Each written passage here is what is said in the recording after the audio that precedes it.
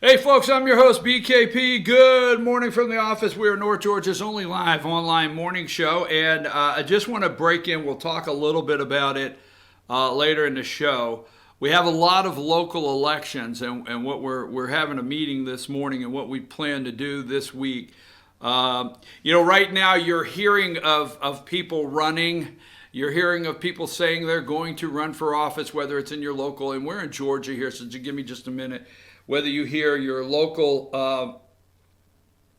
whether you hear your local, what was I saying? Your local commissioner, board of education, no matter what it is, okay. You have local elections happening, and that being said, okay. That being said. You're hearing of people wanting to run, gonna run, qualifying, launched a website, went to the Republican Party, said they were going to run. I have seen people go to the Republican Party and say they were going to run. And let me say this, there are some people very serious, but until qualifying, okay?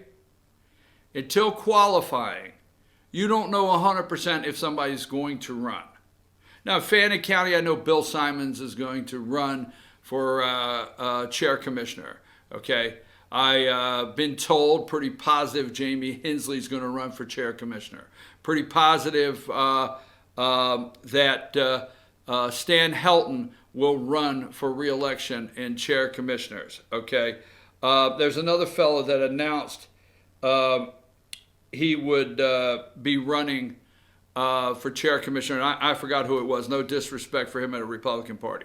So right now, Gilmer County has, in the city of Blue Ridge, city of McKaysville, but Gilmer County has a post-commissioner's space open, and qualifying was yesterday, today, and ends tomorrow, Wednesday at noon, for post-1 commissioner in Gilmer County. So we'll find out Wednesday exactly who's running. We're hearing a lot of different names. Heard one name, also launched a website, and we'll talk about it a little later. One individual launched a Facebook page, Vote for Me, started going on there, Vote for Me, one thing after another, and then, as of yesterday, is rethinking whether they're going to even run. So we'll talk about that. But what I want to do is there's a for Fannin County, we're going to release it. It's an editorial that was written, an opinion piece that was written by Randy Bell. And in Gilmer County, those that have been around for a while know Randy Bell. And this was written August 8th, 2011. And sometimes you don't know. That's the great thing about the internet, when something will surface again. And the article is called Surprise, Surprise. We're going to be republishing that on the website, okay? And we're going to be bringing it back to the front of the website, and we're going to run it for a couple weeks. It's something I think every citizen, I did not write it, late Commissioner Randy Bell wrote it in 2011. It's something that the Gilmer County residents should be reading at this time, talking about the debt in the county, one thing after another. All right, so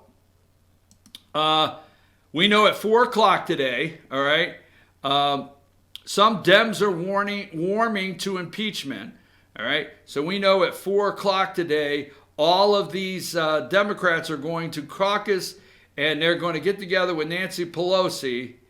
And they're going to get together with Nancy Pelosi, and I want to see, I was looking for a website. Hold on just a minute. I had it here. Because I always like to look and say, hey, what's somebody else writing? I thought I had it here just a minute ago. I always like to see, what is the Daily Beast talking about? So,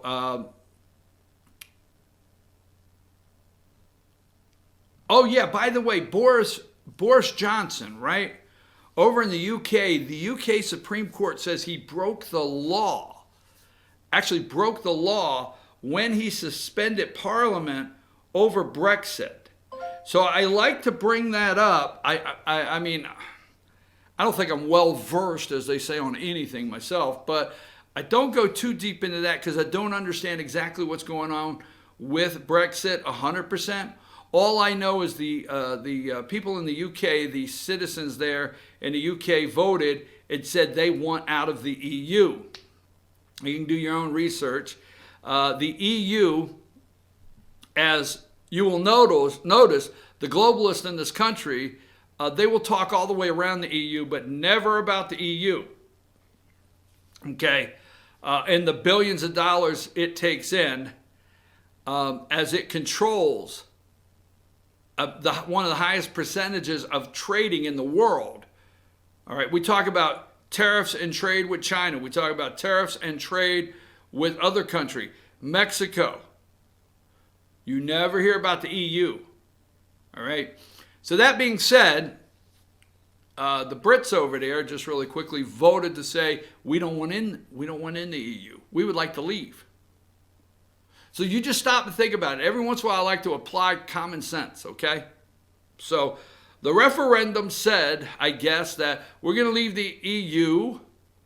We're going to go in 2 years, within 2 years or whatever it is. We're going to go within a certain period of time. We're going to be out. We're going to go over and shake hands with the EU and say, hey, we're leaving, but we want to leave on good terms. We would rather leave and cut a trade deal to where just because we want to leave, you shouldn't have to destroy us, right? We shouldn't have to go into a deep dark depression in the UK. We shouldn't have to have the dark ages again.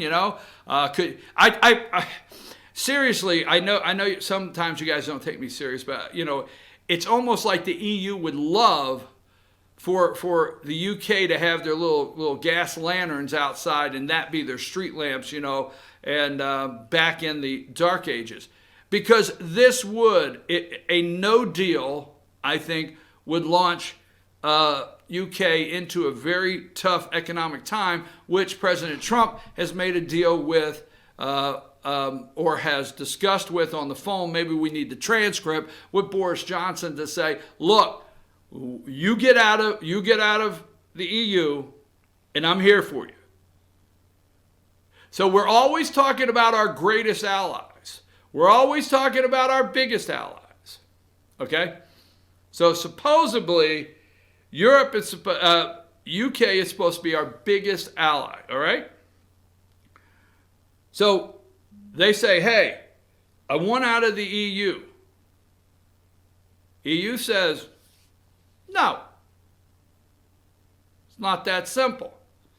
So supposedly they keep taking deals, and the EU said, no, we'd rather see you people starve. We'd rather see your stock market crash. Yeah, we're going to show you what it's like not to be connected. And it's, to me, it's just that simple. Every time I read an article, hear a report. So Boris Johnson, he suspends Parliament. He goes to the Queen, suspends Parliament, says we're out of the EU on this date, no matter what you say. And the UK Supreme Court decided that was illegal what he did. So let's think at the same time,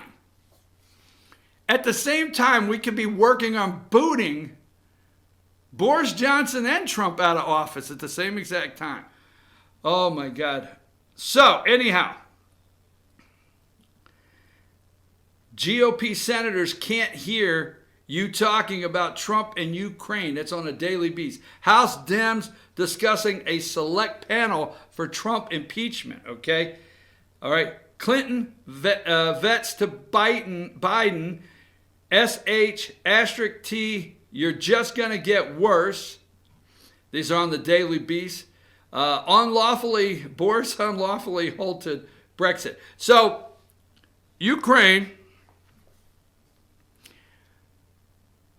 we got to let this play out, because I could care less about the impeachment. If you're concerned that they're going to bring out a select committee, and if you're concerned they're going to bring out a select committee to handle impeachment, and if you're concerned that the Trump will be impeached, which I'm not, and if you're concerned that the yelling about impeachment during, okay, let me back up, okay? Nixon erased what, 13 minutes of a tape, right? I mean, seriously, okay? If you go back and look at Watergate and you study it, all right, and I have interest in Watergate just because I watched it as a kid and I didn't understand it, okay? So let's talk about impeachment. When I was a kid, the only thing I remember is my mom being mad because she's folding clothes, and God forbid a woman fold clothes right back then, and she is wanting to watch her stories. Isn't that what they call daytime TV soap operas, My Stories or whatever? So she wanted to watch her stories. She's folding clothes, and the impeachment. We now interrupt your regularly scheduled programming for this Nixon impeachment hearings. Okay, so every day I had to hear my mom go on and on, but I watched it as a kid, right? So as a little kid, I got to watch impeachment. That being said, right, I got to, I am interested in it not just because of Trump, because when I got older, really old like this, I started thinking, hey, no, for years I've been studying Watergate because I said, hey, I want to know actually what I was watching as a child. That's how I got messed up. There it is. Watergate. But anyhow, Nixon erased 13 minutes off a tape or something, all right? That's not it. John Dean, we know the whole thing, right? We know the two reporters of the Washington Post. Oh my God! Is it me? What would Yogi Berra say at a time like this? It's deja vu all over again, baby. So the Washington Post is writing these articles about the phone call and the mystery whistleblower. Did we have a mystery? Did we have Deep Throat during Watergate? Oh my God, the parallels. It's just brings the chills, right? Washington Post. So you got Woodward and Bernstein, and you got 13 minutes erased. Hillary Clinton's got 33,000 emails we can't find. Technology, okay? So we can't find 13 minutes, and we know that was enough. And Nixon, you need to go. Boom, boom, boom. All right? Trump's on the phone with the Ukrainian president. Now, the two-edged sword here is you out there know. Now, the difference with Watergate, nobody could go Google all the things the nightly news said. So if you're watching CBS in 1970 whatever, and they come on there at night and they say, today in the Watergate hearings, blah, blah, blah, blah, blah, blah, you cannot go on Google and see that John Dean, and Watergate was really about maybe some girly action there, and John Dean and them said, we need to get in there and get that info out. Right? See, we could do that today. We can go in, and I'm just saying this just in a waste of time. You can Google it. We can go into Watergate, and we can actually research today every time they come up with something and find out that this great John Dean and what was really in the DNC national headquarters, what was really in the DNC national headquarters was the maybe some documents that led to saying, these guys might have been some girly action. I don't know. It may have been some things you didn't want your wife to know. I don't know. But see, today we could do that. So the Ukrainian thing is not going to play out where they want. I don't care. Don't get nervous. All right? Now, the only people that will get nervous, the only people that will tuck their head between their legs and kiss their own ass and cry are Republicans in the House and Senate. Now, today they have had Republicans have had major polling. They've gone into their war chest, their re-election war chest.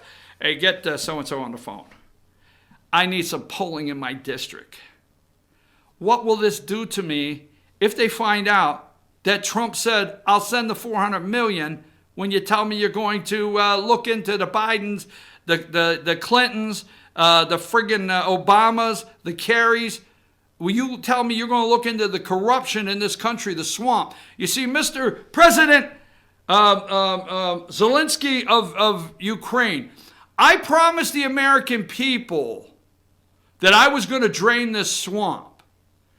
And the last damn thing I'm going to do is let Joe Biden be president of the United States after what he and his son and Kerry's and all of them did around the world. I'm not going to let it happen, okay? These are my words, not the president. Obviously, I don't have the tapes, right? We're not going to let it happen here. So what I want to know is what the hell really happened over there. Maybe you can tell us. And by the way, it's Monday, and I'm thinking about sending that check Friday. I got a busy schedule here. That's, hey, I'm not holding it up for anything. I know I'm going to get you check. I'm going to get your check out. I'll get your check out this week. Quit calling. Boom. Right? So we can Google all that. We can find out who Burisma is. We can find out who Roseland, is it Roseland Capital or Rosemont Capital? Look it up. I have the book. We can find out Devin Asher. Yeah, we can find all this out. We can find out what Kerry was doing. We can find out what Biden Jr., just released from the military for cocaine, got this sweetheart deal in Ukraine. We can find out why Biden was there 2 times in 6 weeks. See, it was okay for Crimea, for the Russians to take Crimea. That was all okay. You understand? All okay. Everything there. Yep. Just telling you. So I do not think the only people... All right, so what the Republicans did is they called their pollsters in their district. And the pollsters are sitting there like, give me a call, right? What's it going to cost me to find out how much trouble Trump has me in my district now? I can do a quick poll over the weekend, $35K. I can put 2 kids on it. I can write some really ludicrous questions and see what comes up. And I can have you something by Monday. Here's the $35K. Just do it. I'm serious. The Republicans, if Democrats come out at 4 o'clock, to the podium. This will be this afternoon, okay? If they come out at 4 o'clock, another opinion I have is I say this because, we're a small little network up here in North Georgia, all right? Small network. And so I do believe there's a lot of times that the President of the United States, he will do some things around 10, 11, 11:45 on purpose. Okay, I do believe that. And not that they're wrong, he just times them. And I believe his time release at 11:45 is to get all the afternoon boys in. So is to get Rush, Mark Levin, and Sean Hannity in. Okay, and I'm okay with that. I mean, if I was in the afternoon, I would do it. But in the mornings, I do not get his 10, 10:30, 11 o'clock shots out there like Rush. So I'm going to tell you, until we have a program that comes on at 12 o'clock, until we do, which we don't, I would tune in at 12 o'clock and find out what Rush takes. Because in the morning while I'm on the air from 8 to 10, I get the 4 a.m. and the 5 a.m. news drop that I bring to you. Rush gets the mid-morning, how they're working it. And then he usually gets Trump's answer or his turn of events. Because the President of the United States will turn all events in mid-morning and grab the news. He's great. So I suggest that 12, you find out where Rush thinks Nancy Pelosi is going to take this. But my opinion at 4 o'clock, my opinion is they're doing it at 4 o'clock today for a couple reasons. They got to work during the day. They have these sham hearings. Yeah, they work. They go look at all of these committees and these sham hearings just to hear themselves talk, all right? It's funny as hell. They get 5 minutes, and they give 4-minute and 30-second speeches. And then they say, my question is, and that's it. And they give a 50, and then the chair says, I'll extend the time for the witness to answer the question. And they give a 4-minute and 30-second speech. Really? Okay. So, but Nancy's doing this at 4 o'clock to keep it out of Rush Limbaugh's hands. She's wanting to steal the nightly spin. Okay? She does not want daytime radio spin on this, is my opinion. 4 o'clock today. They will caucus. If they come out and they will come to the podium, and if they look unified and say, some things have changed that lead us to believe that it may be time to start impeachment hearings, then they will steal the news cycle, the nightly news cycle. They're hoping to get all of you that are still plugged into the big three, ABC, CBS, NBC, and then CNN and MSNBC at night. And we will cover that. I got a hard break at 8:45 this morning, so we'll cover that right after this break. We got to take a break, and we'll be back right after these messages. We got a lot more to talk about. Take us a break.